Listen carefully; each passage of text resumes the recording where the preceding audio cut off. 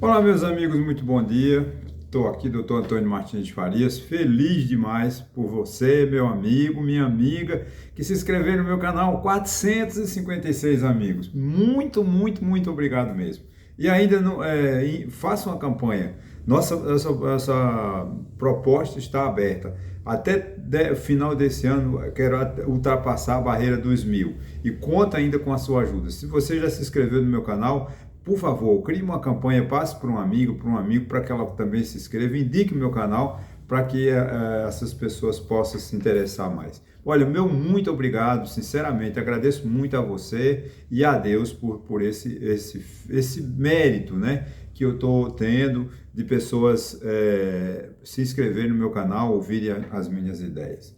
Eu deixo aqui o meu e-mail, o meu telefone, caso queiram entrar em contato comigo, fiquem à vontade. Meu muito obrigado aos comentários, eu tenho recebido muitos comentários, isso é muito bom. Um pouco de like, se as pessoas tivessem mais assim, né, desse o like ou dislike, me ajudava muito, mas tá bom, é cobrar demais, né, exigir demais. Bom, meus amigos, hoje eu dando uma volta aqui nos jornais,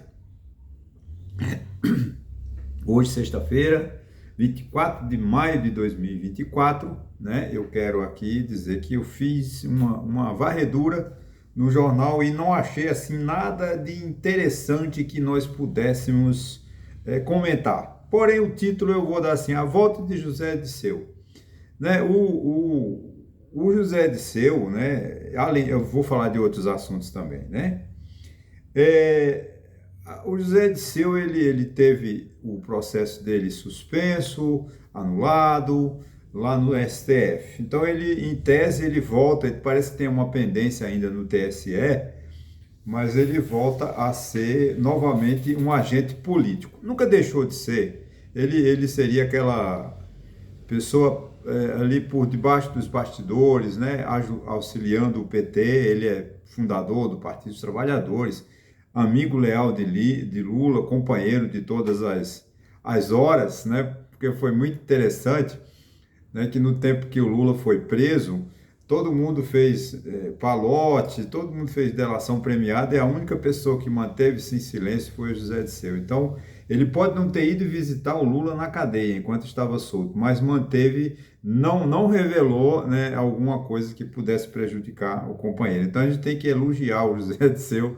lamentavelmente por um lado ruim, mas ele mostra assim, uma pessoa importante no PT. Porque o Lula, ele é uma liderança política, não tem como contestar, é um dos maiores estadistas, né, da história brasileira, porque ele, talvez, nosso estadista maior teria que ser Getúlio Vargas, que governou 15 anos, mas dos 15 anos de Getúlio, 7 ou 8 foram ditaduras, então ele só foi eleito em 1954. Então, não dá para comparar Lula com o Getúlio Vargas. O Lula foi um batalhador, teve seu nascimento político na liderança sindical do Estado de São Paulo, na época que o sindicalismo prevalecia, tinha as fábricas, tinha 2, 3 mil trabalhadores, né? Hoje não tem mais isso, então o sindicalismo morreu praticamente, né? E o Lula tem se mantido como uma liderança expressiva no Brasil. E o José Dirceu sempre o seu aliado. E era uma pessoa, o José Dirceu, intelectual, muito importante, e ouvir o Lula tem que ouvir José Dirceu para tomar decisões. Você concorda com elas ou não? Eu não estou tratando aqui se você concorda com o PT, se você concorda com o Lula, não.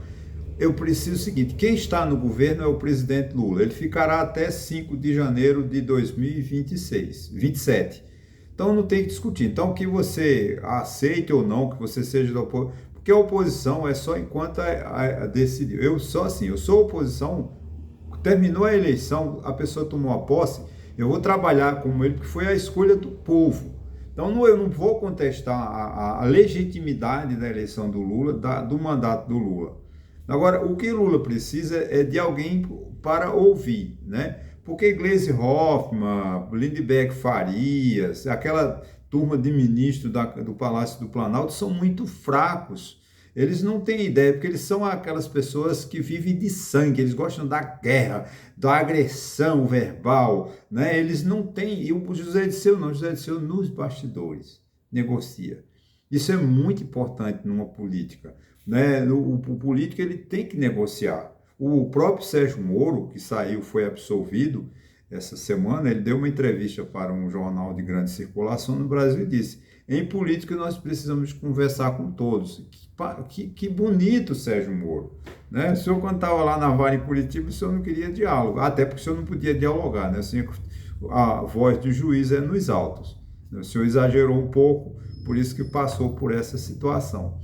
E o desejo do Moro é ser governador do Paraná. Tomara que o povo do Paraná o escolha, estou desejando, né, aqui sucesso ao Moro. Então, a ideia, a volta de José Dirceu ao cenário político, ao proscênio, né, político, como a gente costuma dizer, essa frase é muito proscênio político, eu acho ela muito bonita, né? Eu aprendi essa palavra num artigo do Lavoisier, né? Que ele escreve para o Estadão, né?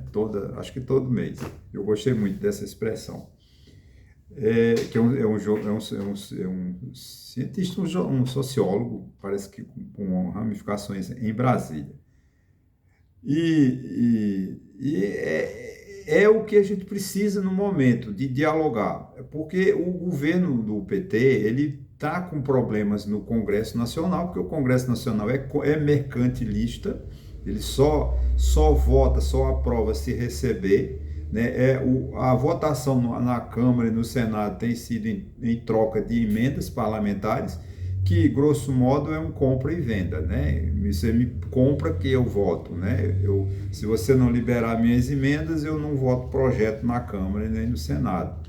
Mas eu sei que precisa de diálogo, né? Então, o José Dirceu é a pessoa certa para isso, para conversar com o pessoal do PT.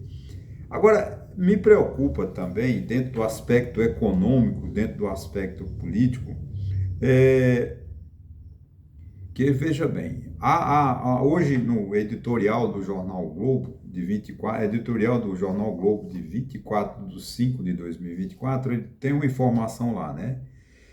Que a dívida pública brasileira, em 10 anos, passou de 60% do PIB para 74,4%. É um aumento absurdo, né? Veja bem, porque o que isso significa?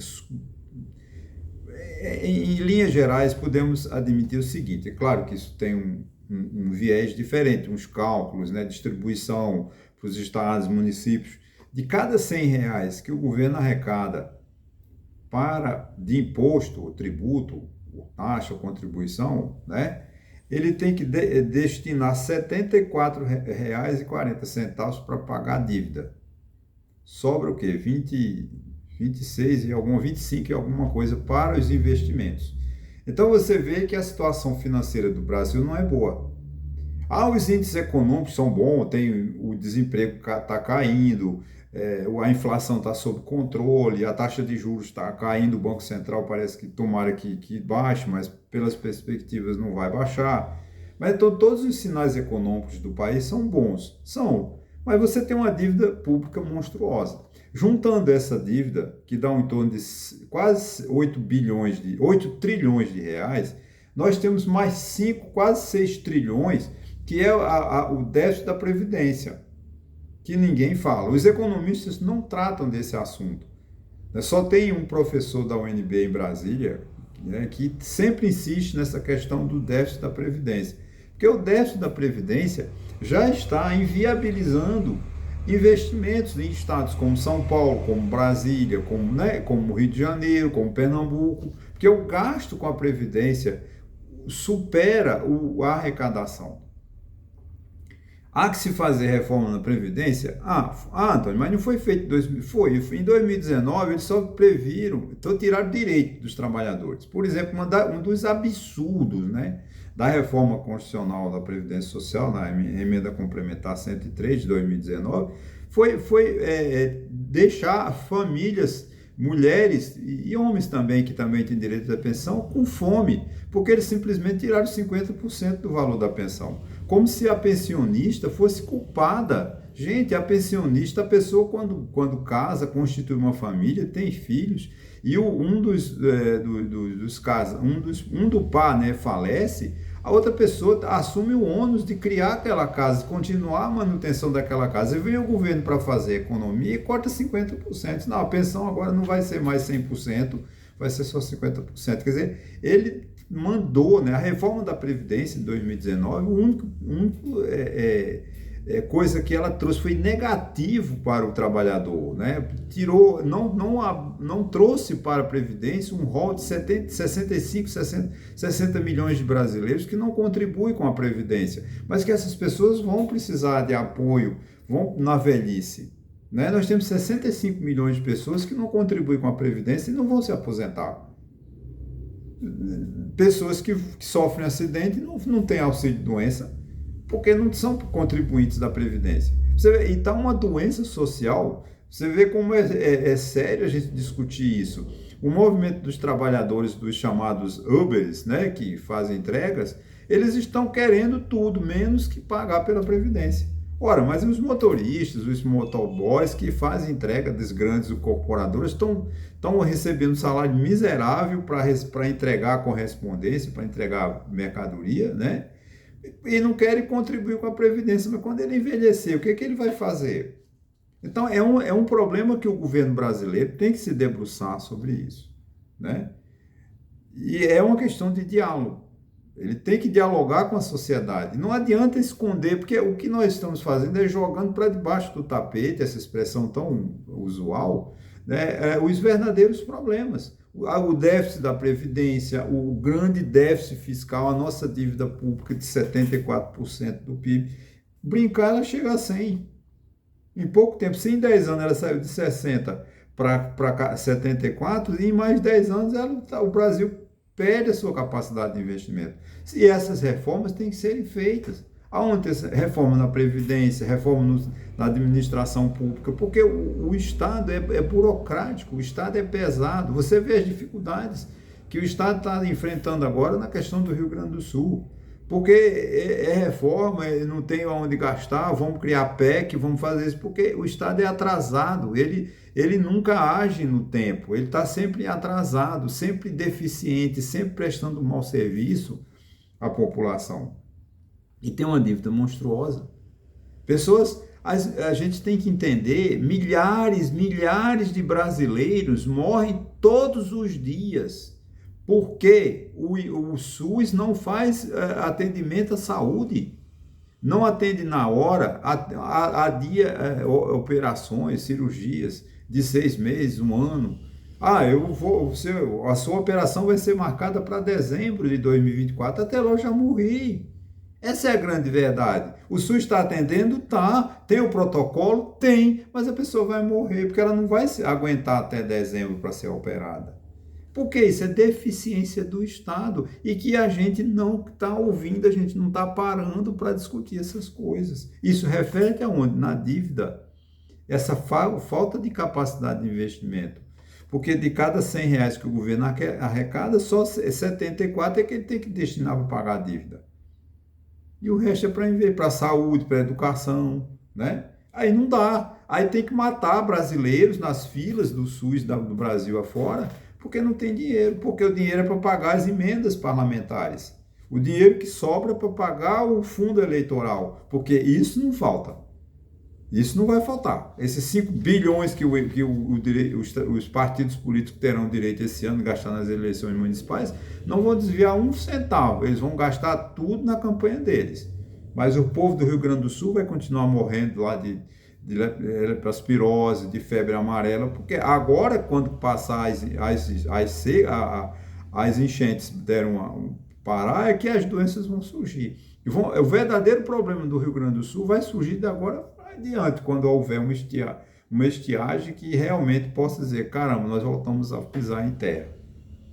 Tudo isso é falta de visão de político, porque a gente não está dialogando com a sociedade. O governo Lula, no primeiro ano e agora nesses 5 meses, ele só estava discutindo problemas com Bolsonaro. Esquece Bolsonaro. Bolsonaro está inelegível em 2026. Se o Bolsonaro vai botar a mulher dele, o filho dele, é problema dele. Vamos deixar para discutir em 2026, mas vamos discutir os problemas do país, que a gente não está discutindo.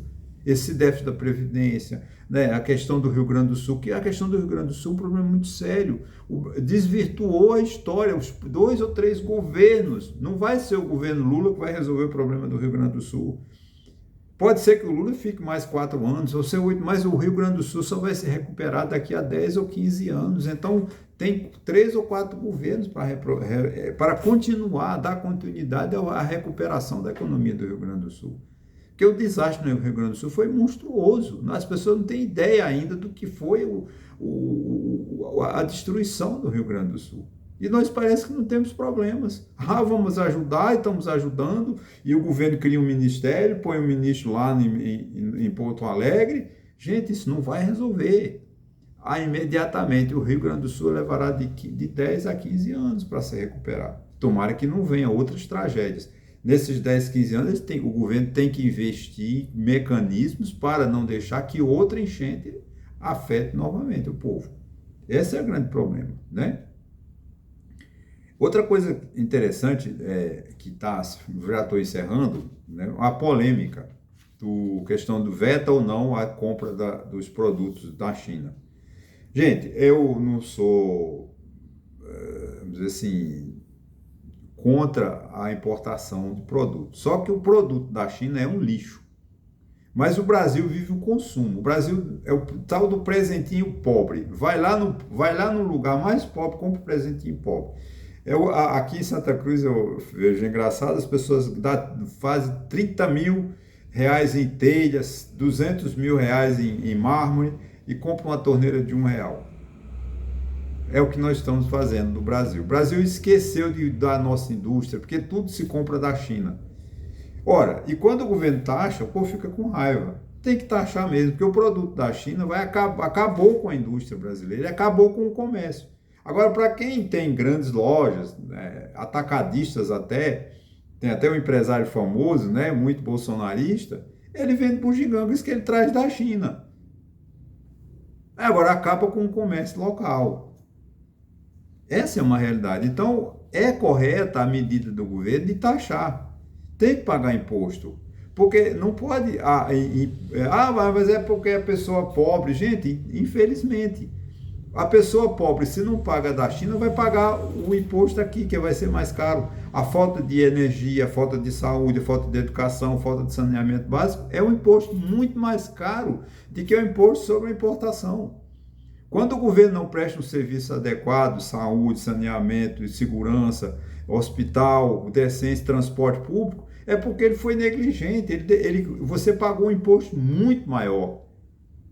Porque o imposto é para quê? Para manter o Estado funcionando de forma tranquila.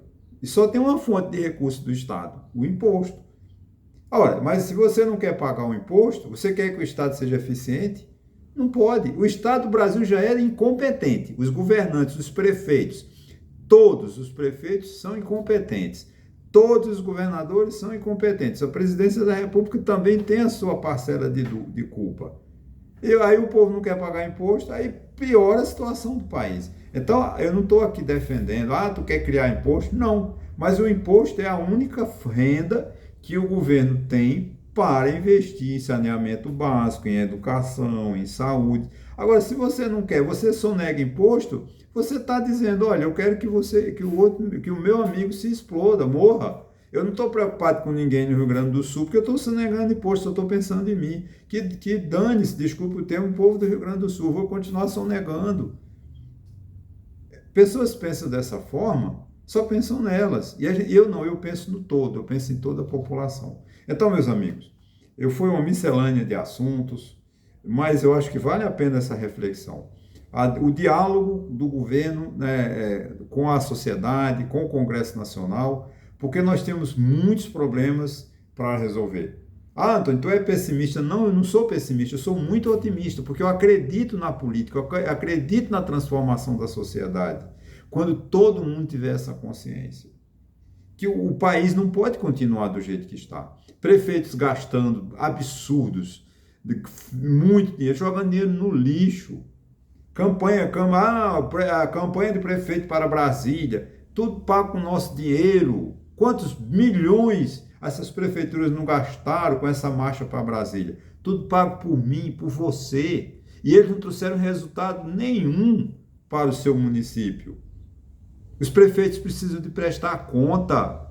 Os prefeitos precisam de publicar cada centavo de que gastam, como gastam e para que gastam. Não é essa, desculpa o termo, essa bagunça que é o poder público municipal.